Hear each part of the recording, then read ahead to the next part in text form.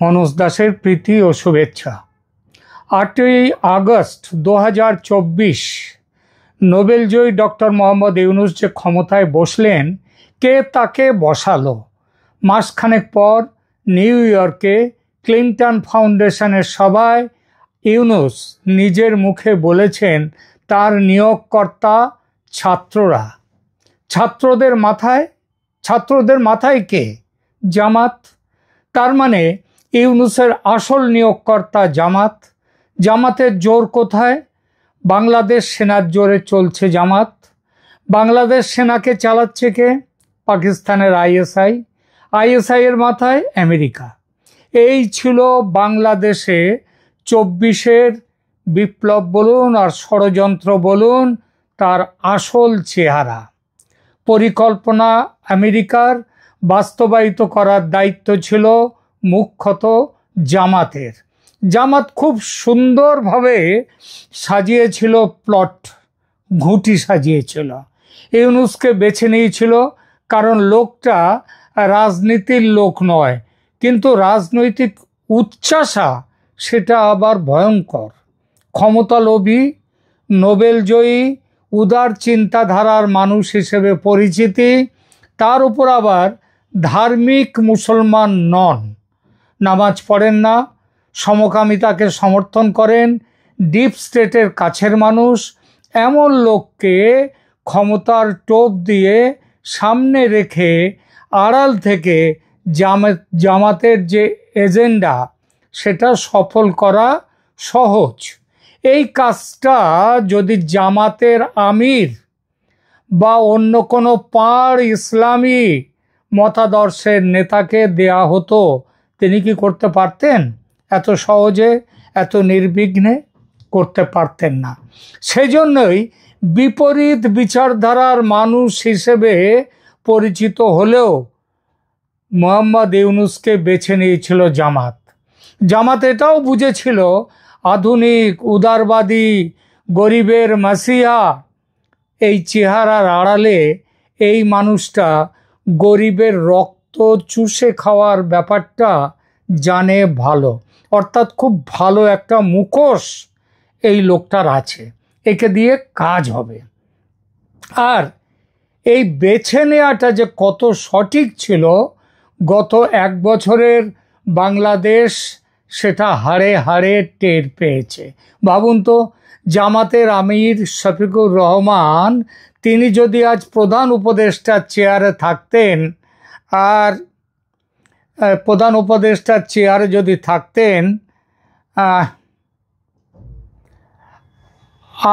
তিনি যদি এইভাবে বেছে বেছে গণহারে জেল থেকে জঙ্গিদের ছাড়তেন, ইউনূসের মতো যে আজ যেটা ইউনূস করেছেন এতদিন ধরে, তাহলে দেশে বিদেশে কীরকম হল্লা হতো সেটা একবার ভাবুন তো। যেভাবে মব জাস্টিসের নামে পুলিশ হত্যা চলেছে, গত বছর আগস্টে আওয়ামী লীগের নেতাকর্মীরা যেভাবে কচুকাটা হয়েছে, যেভাবে মানবাধিকারের 12টা বাজানো হয়েছে বাংলাদেশে, সংবাদ মাধ্যমকে ভয় দেখিয়ে ভাঁড়ে পরিণত করা হয়েছে, যেভাবে মেয়েদের ইসলামী আইন কানুনের বস্তায় বন্দি করা হয়েছে, এই সব কাজ জামাতের আমির প্রধান শাসকের চেয়ারে বসে করলে তার কি প্রতিক্রিয়া হতো বিশ্বজুড়ে একবার ভাবুন তো। হই হই করে উঠত সবাই। কিন্তু এসব কাজ করা হয়েছে ইউনূসকে নেতৃত্বে রেখে। তার ফল দেখুন, যে সমালোচনার ঢেউ ওঠা উচিত ছিল তার কিছুই ওঠেনি। সুতরাং মুখ হিসেবে ইউনূসকে বেছে নিয়ে জামাত দুরন্ত চাল দিয়েছে। জামাতের আর একটা খুব ভালো চাল, সেটা হলো সেনাপ্রধান ওয়াকারুজ্জামানকে একেবারে ঠিকঠাক ব্যবহার করাটা। একেবারে প্রথম থেকে এমন একটা ধারণা ছড়িয়ে দেওয়া হয়েছিল যেন ওয়াকার হলেন ইউনূসের বিরোধী। তিনি যেন ইচ্ছা না থাকলেও ইউনূসকে মেনে নিতে বাধ্য হচ্ছেন। প্রচার করা হলো প্রধান উপদেষ্টা হিসেবে ইউনূসের নাম উঠতে ওয়াকারুজ্জামান নাকি তীব্র আপত্তি করেন। এমনই তীব্র সে বিরোধিতা বা আপত্তি যে কয়েক মিনিটের মধ্যে আবার ঘুরে গিয়ে সেটা মেনেও নেন। কারণ তিনি তো ভালোই জানেন ইউনূস হচ্ছে যন্ত্র, আসল যন্ত্রীকে, যন্ত্রী হচ্ছেন জামাত। এই সবটাই আসলে জামাতের গেম প্ল্যান, মানুষকে বুজরুকি দেওয়ার চাল।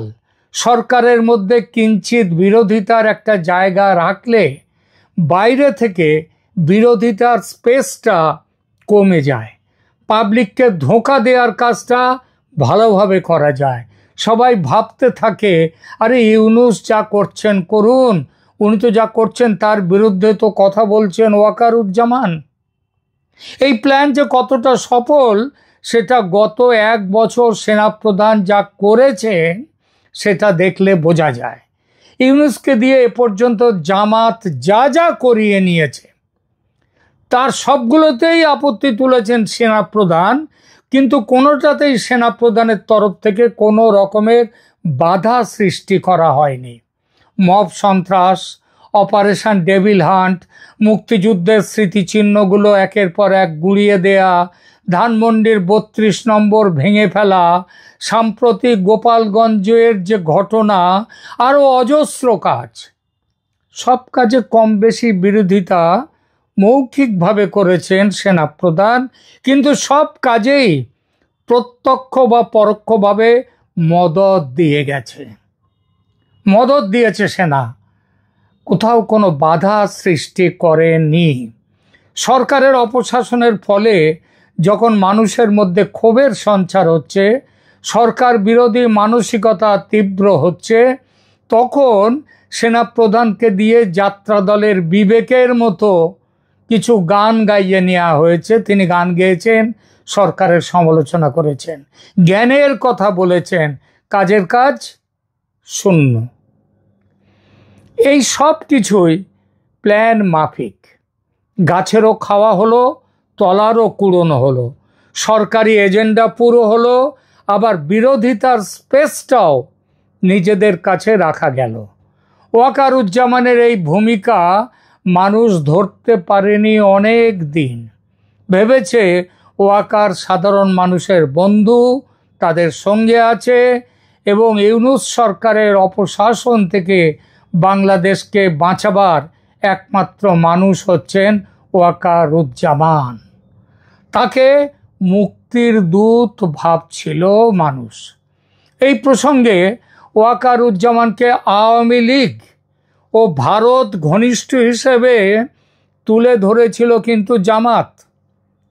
তার সঙ্গে জামাতপন্থী তথা পাকিস্তানপন্থীদের বিরোধের একটা কাল্পনিক ছবি তৈরি করে খুব প্রচার করা হয়েছে। ওই যে ফৈজুর রহমান ইত্যাদি ব্যাপারগুলো, যাতে কেন তৈরি করা হয়েছে, যাতে ওয়াকারুজ্জামানের একটা লার্জার দ্যান লাইফ ভাবমূর্তি তৈরি করা যায়। এটা করার ফলে খুব এফেক্টিভলি অপোজিশন স্পেসকে আটকে দেয়া গেছে। ভারতের গোয়েন্দারাও কিন্তু এই খেলাটি প্রথমে ধরতে পারেননি।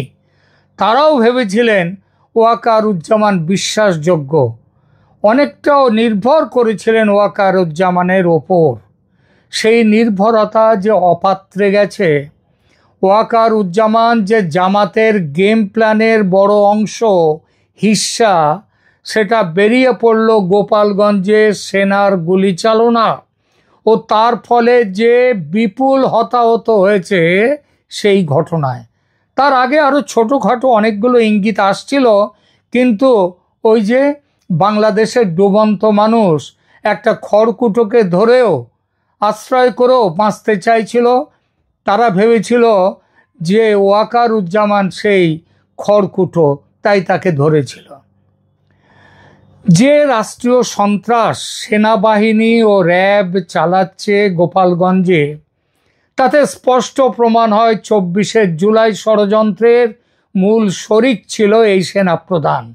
সেদিন গুলি না চালানোর সিদ্ধান্ত সেনা জওয়ানদের ছিল না, ছিল ওয়াকারুজ্জামানের। তিনি মিথ্যে কথা বলেছিলেন যে সেনা গুলি চালাতে চায় না নিরস্ত্র জনতার ওপর, সেই একই সেনা গুলি চালিয়েছে নিরস্ত্র গোপালগঞ্জের মানুষের ওপর। সেটাই সেদিন তিনি জামাতের এজেন্ডা বাস্তবায়িত করতে সেদিন রাইফেল নামিয়ে রেখেছিলেন। শেখ হাসিনাকে শকুনের মুখে ফেলে দিয়েছিলেন। শেখ হাসিনা যে সেদিন বেঁচে গিয়েছে সেটা ভারতের জন্যে, নইলে প্রধানমন্ত্রীকে মেরে মুজিবুর রহমানের পুত্রকন্যাদের মধ্যে কাউকে আর বাতি দেওয়ার মতো কেউ থাকতো না। গণভবনে গোপনে স্নাইপারদের ঢুকিয়ে হাসিনাকে খতম করার পেছনেও ছিলেন এই ওয়াকারুজ্জামান। প্রধানমন্ত্রীর নিজস্ব গার্ডরা তারা বানচাল করে দিয়েছিল সেদিন হত্যার চক্রান্ত।